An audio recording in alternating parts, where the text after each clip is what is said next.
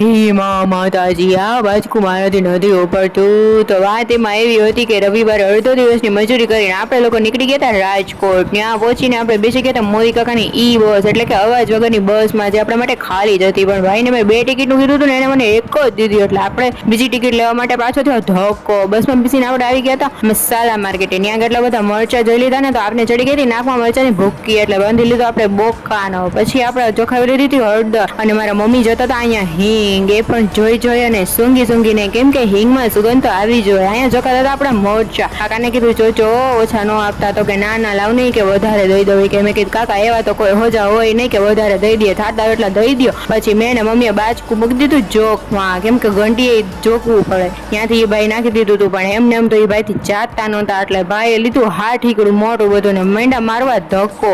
ભાગાદોડી થઈ ગઈ હતી જાત જતી. એટલે આપણે પી લીધો શેરડીનો રસ. ये बात का तो हमसे उठ नहीं रहा, लेकिन उठाना पड़ेगा, क्या करे. उठा ले रे बाबा, उठा ले.